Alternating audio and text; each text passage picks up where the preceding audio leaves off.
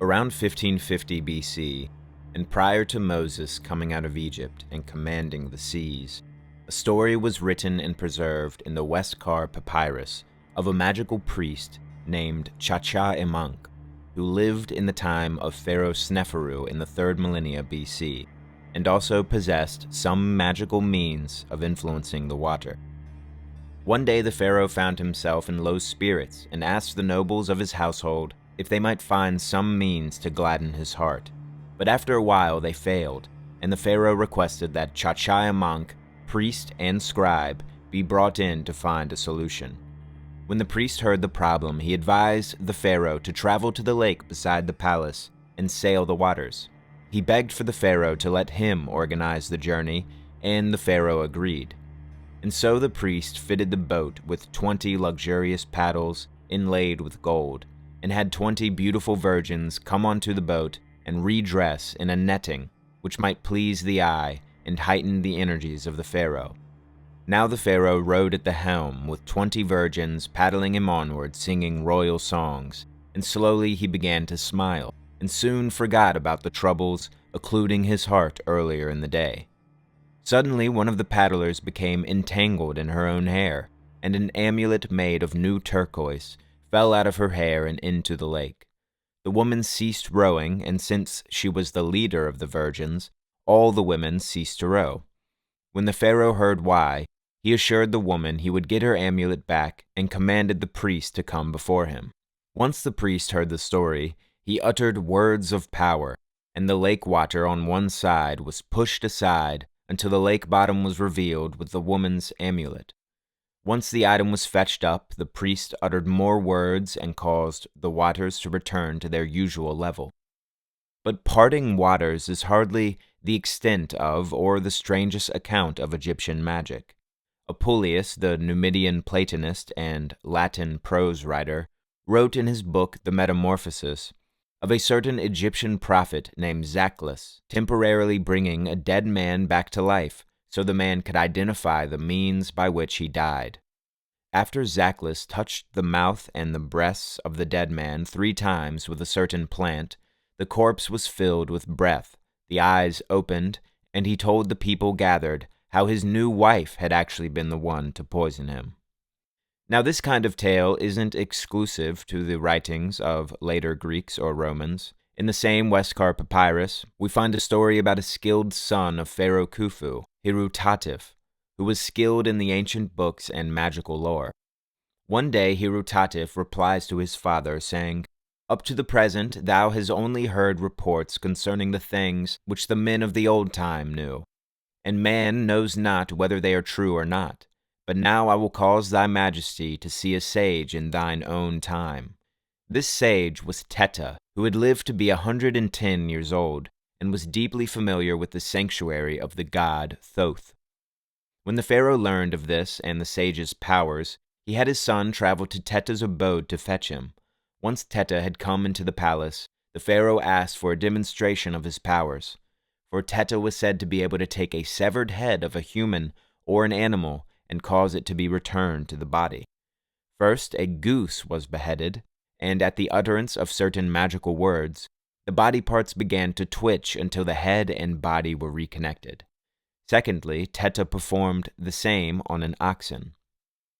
But before we return to more of these magical accounts, let's lay out our working tools and consider our purposes. The quest for the religion of ancient Egypt has been an undertaking spanning thousands of years, countless pilgrimages, and roiling debates. Ever since the pyramids stood at Giza, which is to say quite longer than 5,000 years, those who gazed upon them knew that the statements of religious truth born out of the Egyptian provinces must have been nothing short of heroic and profound. But, alas, they are still mostly mysteries. If not for the records of ancient philosophers who traveled into Egypt and reported their findings, if not for the discovery of the Rosetta Stone, the Decree of Canopus, and the Decree of Memphis, the modern world would have even less of an understanding of Egypt's influence on the religions around the Mediterranean, and one of the world's most ancient and high civilizations would linger even more in the fogs of obscurity. But even with the bilingual tablets and all the subsequent decipherment, it was still the educated opinion of Egyptologists, such as James Henry Breasted, who compiled a translation of most of the known Egyptian hieroglyphics in his time, that there may be another, yet unknown, dual method of interpreting Egyptian hieroglyphics, which would have been known to an exclusive class. But no matter what else is still a mystery, we know one element essential to the Egyptians' religious worldview was the existence and operation of magic, or Heka. That is to say, the power of spells, enchantments, formulas, magical names, amulets, glyphs, totems, and ceremonies.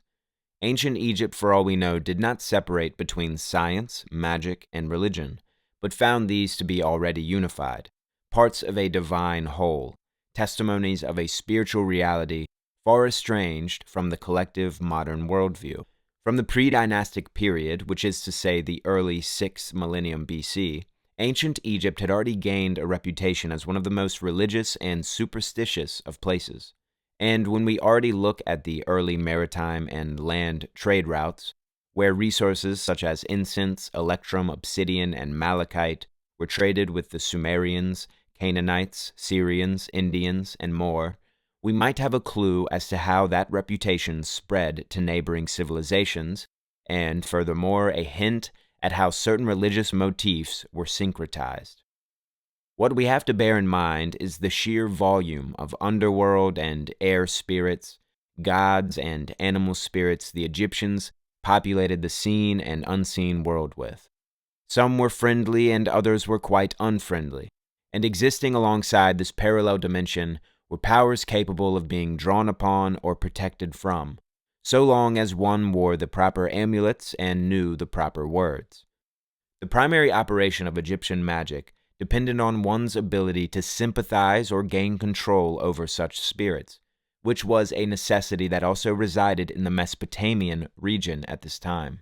Far from certain modern practices, which suspend God and the gods so far away from the human's capability to interact with or influence, in Egyptian magic we find the belief that even God himself could be won over to do the bidding of a single magician, controlling weather, winning over a lover, or defeating a rival.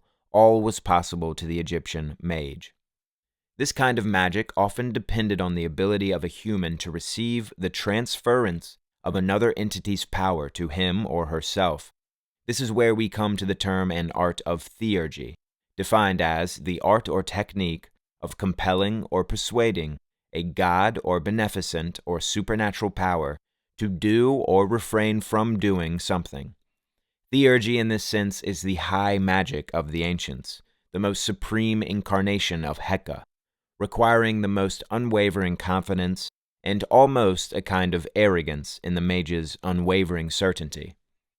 One might remember how we have stories of Pythagoras controlling the weather, or Apollonius of Tyana banishing a demon from a human's body, or Jesus of Nazareth transferring a legion of demons into the bodies of pigs, or Moses the Egyptian commanding the winds and the seas. Such feats were not only widely heard of in ancient Egypt, but to them they were certainly not as miraculous or outside the bounds of the possible as we might think today. Indeed, in one legend, the god Thoth brings the world itself into existence through the utterance of a holy word. But in Egypt, as with any civilization, not all the masses were equally educated or skilled in the principles and symbolism of magic, and the practices were eventually degraded until many charlatans were selling their alleged magical arts for personal gain. There are no doubt forms of superstition in ancient Egypt perpetrated by the peasant classes, which resulted in fair criticism of them as animal worshippers from foreigners.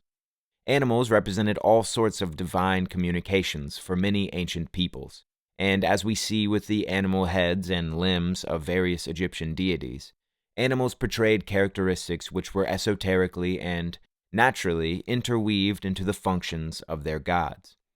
Once beliefs such as this were cemented into their culture, witnessing a rare struggle between two heavily symbolized animals could mean any number of profound things to the priesthoods. As we can see from the priesthood at Thebes, who served Ra, the sun god, and wrote copies of the books of the dead, which they buried with their kings and queens, magical rituals were prescribed with the utmost sincerity. Certain texts were to be recited at certain times of the day, with directions that could aid in the sun god's vanquishing of the monster Apep. For instance, should one draw Apep on a piece of papyrus, burn a wax figure of him from the fire of a certain grass, while uttering sacred words, no cloud or rain or fog could obscure the light of Ra from reaching the earth. The magic of ancient Egypt has often been divided into the white and black. The white being that which is generally employed for the benefit of the living or the dead, and the black art which is based on harmful or corrupt schemes, a coercion against the will of an opponent, or a self-surrender to an evil intelligence. Now Heka was the Egyptian personified god and word for magic. Heka means using the Ka, Ka being loosely a word for the person's double, or the aspect of a person's immortal soul connected with the creative life force, whereas Hekau was the word for magical words. Heka itself came into being prior to duality, and at the instant leading up to creation. Heka is not good nor evil. It is an energy that binds the universe together and moves, we read, swifter than light. Heka could move through inanimate objects as well, and would be the means also by which the famous magical statues of Egypt moved and allegedly spoke. This power is fundamental to the tradition of Thoth's spoken word, which caused creation. The true names of people, objects, and gods were the key to accessing their inherent magical property. Knowing someone's true name in this respect gave you power over them. The story of Isis pursuing the true name of Ra, given in the Turin Papyrus, demonstrates how much importance the Egyptians placed on the true name. Isis contained the most Heka of any goddess in Egypt, and she created a clay snake with Ra's saliva, animated it, and set it on a crossroads where Ra would pass. And the noble serpent bit him, and the fire of life went forth from him completely. Isis appeared, offering her help so long as Ra gave up his true name, for this was the one thing she did not know. She says, quote, "Tell me your true name, divine father. A person can only relieve if one speaks a conjuration using his name." And at last Ra gives in, giving up his true name, and Isis uses this in her healing spell. Quote, "Spew forth poison. I send forth the powerful poison to fall upon the ground. Ra lives and the poison dies." As Lesley Jackson put it in her work The Cobra Goddess and the Chaos Serpent, the root of the word for remedy is that of the verb to encircle. Serpents and their movement and overall symbolism were congruent with the Heka, and we read in one place, quote, "Their magic enters into you. It has swallowed you by means of the magic of their mouths." On a statue of Ramses III from the 20th dynasty, a magician suggests he learned his magical art through the god Horus, an art which could be used to entice or strike down serpents. Quote, "I have lain down in the bosom of Horus, and thus I have heard what he was saying, while he held in his hand a viper of 1 cubit, as evil as a viper of 12 cubits. I now slay a horned viper of 1 cubit, I being Horus instructed in words." Studying the Egyptians also complicates the reductive categorizations such as polytheism, monotheism, and the like. In many Egyptian texts, we see a unification of the human with the deity, such as the name of Osiris belonging to the deceased soul in Osiris's role as god of the dead. We also find references in their cosmological accounts, such as in the Nes Amsu papyrus, to a singular creator god, from which the subsequent deities are more like branching from the same stalk rather than entire plants unto themselves. Now, hand in hand with the magical worldview of the Egyptians was the importance of amulets and talismans. An amulet refers to objects purposed to defend from the attacks of seen and unseen foes, whether they be worn as jewelry or held in the hand as an ornament. The word amulet derives from an Arabic root to bear or carry. and can apply broadly to any object endowed with a supernatural power. They were also believed to protect the body from disease, insects, vermin, and especially from serpents. One class of amulets are inscribed with magical formulas, as in those amulets containing words of power spoken by the dead to help navigate the afterlife. Now, there are at least 27 common amulet types, found in tombs and on mummies. But let's consider the amulet of the heart, an organ that held a very special place in the Egyptian regard. As we can see from one of their earliest writings in the instructions of Ptah-hotep, in fact one of the earliest texts in the world, the heart was endowed with a moral power conducive to living an upright and holy life. We read from one of Ptah-hotep's many teachings, quote, "Follow thine heart during thy lifetime. Do not more than is commanded thee. Diminish not the time of following the heart. It is abhorred of the soul, that its time of ease be taken away. Shorten not the daytime more than is needed to maintain thy house. When riches are gained, follow the heart, for riches are no avail if one be weary." The heart amulet was made of lapis lazuli, according to the papyrus of Nektu Amen, a substance of religious importance in Egypt since at least 4300 BC. Lapis lazuli, of course, being native to the region of Afghanistan, and likely traded into Egypt from the Mesopotamians. In some versions of the Book of the Dead, the amulet could also be made from a certain white, semi-transparent stone. Without a heart, the deceased would find their actions in the afterlife quite limited. As we read from the Book of the Dead, quote, "May my heart be with me in the house of hearts. May my breast be with me in the house of hearts. May my heart be with me, and may it rest there, or I shall not eat of the cakes of Osiris on the eastern side of the lake of flowers."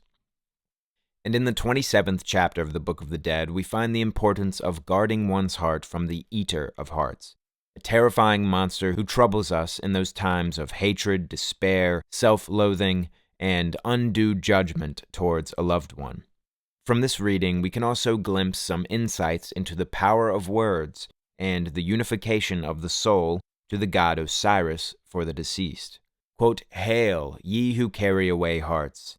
Hail, ye who steal hearts, and who make the heart of a man to go through its transformations according to its deeds. Let not what he hath done harm him before you. Homage to you, O ye lords of eternity, possessors of everlastingness. Take not this heart of Osiris into your grasp, and cause not words of evil to spring up against it. For it is the heart of Osiris, and it belongs to him of many names, the mighty one whose words are his limbs, and who sends forth his heart to dwell in his body.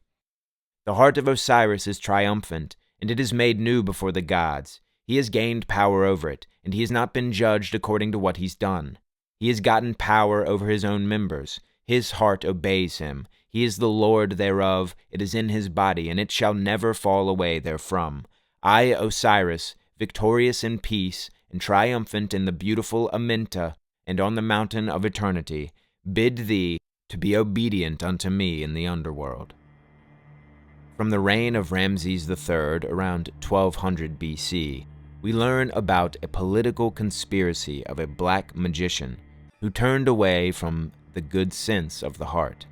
The story goes that the overseer of the treasury and a number of scribes conspired to dethrone the pharaoh. A number of ladies in the royal court offered their premises as a meeting place for the intrigue. One of them was said to have been, quote, "carrying abroad their words to their mothers and sisters, who were there to stir up men and to incite malefactors to do wrong to their lord." Ultimately, the conspirators attracted even a military official in Ethiopia to get involved in the scheme. But it was Huey, the overseer of the royal cattle, that suggested magical arts might also be employed to dethrone the pharaoh, not just soldiers and officials. Huey connected with an inside man in the pharaoh's library and acquired a certain book of magical formulas.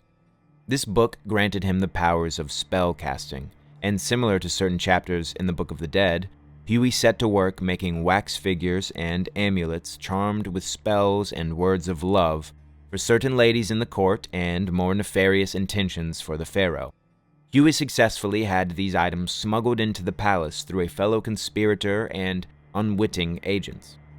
All the while he practiced his magic, and inevitably turned to the black art to commit all the, quote, horrible things and all the wickednesses which his heart could imagine. But it seems here is the point where the conspiracy lost its steam. Huey's sorcery began working its evil into his targets. He is said to have paralyzed certain enemies and drove others out of their minds, writing black art books and formulas himself, using wax figures and words to work a manner of voodoo.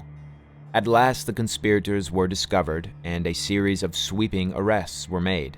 Some of the criminals had their ears and nose cut off as a living lesson.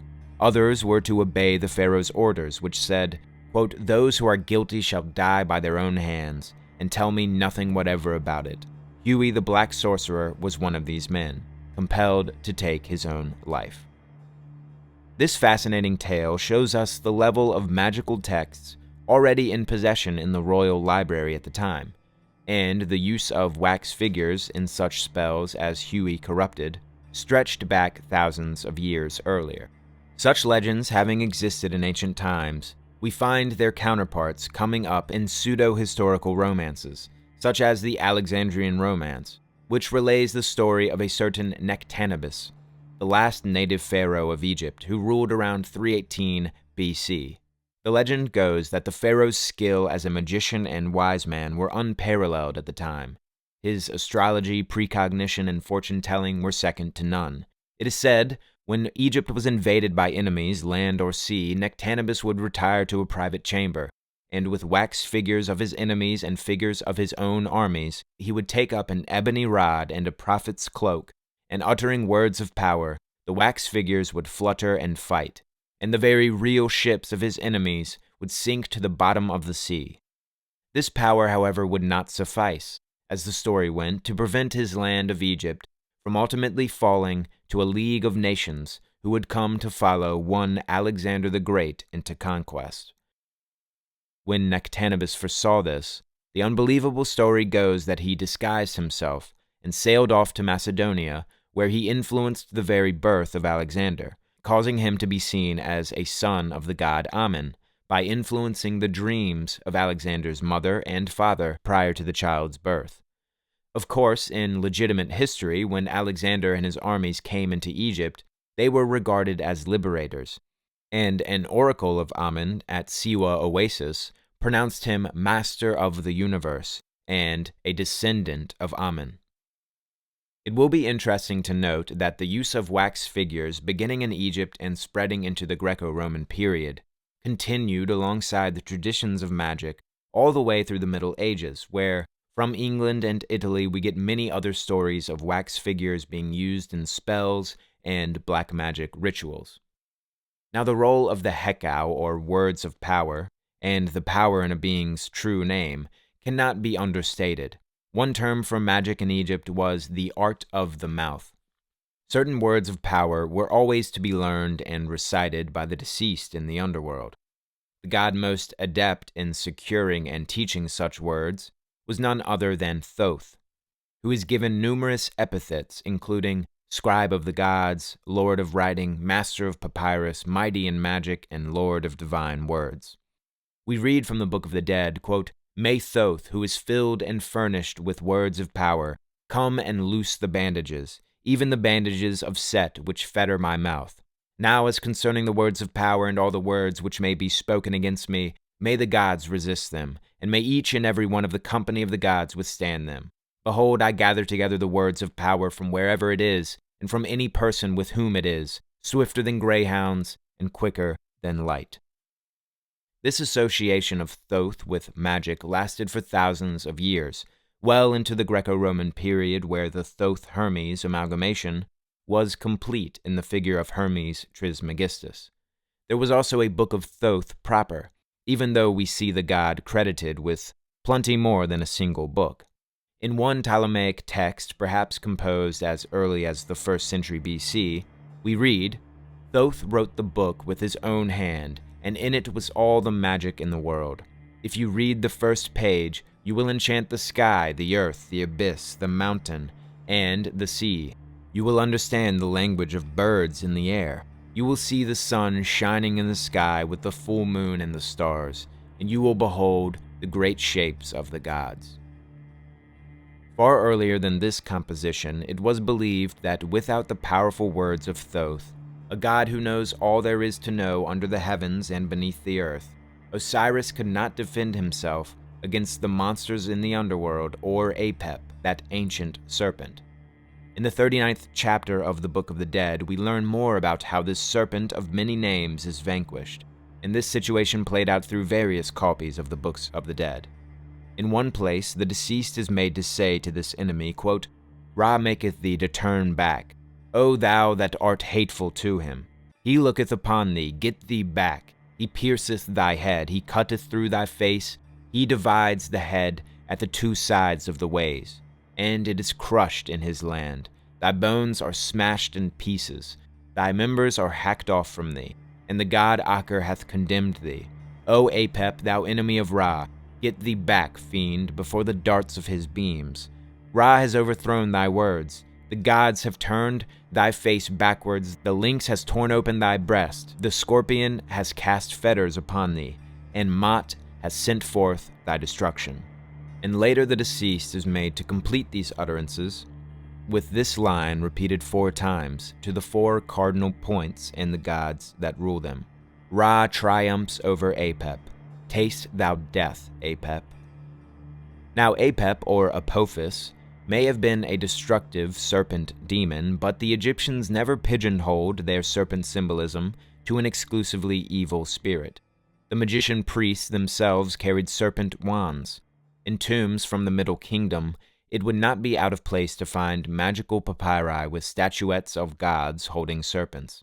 In one sense, the stiff serpent staff resembles the control over the venomous snakes by the magicians. The snake is dangerous still, but cannot bite someone who is properly holding and controlling it. The same could be said of Heka. And where else but Egypt in the ancient world do we find earlier or more voluminous depictions of serpents associated with spiritual forces? We know such serpentine staffs found their way onto the caduceus of Hermes and the rod of Asclepius, god of medicine. For also in Egypt, magic served a medicinal and remedial function. It is certainly no coincidence that in the Book of Numbers, Moses, an Egyptian learned in its magical arts, uses a bronze serpent to help people who had venomous serpents sent to bite them by the not-so-merciful god of the Israelites.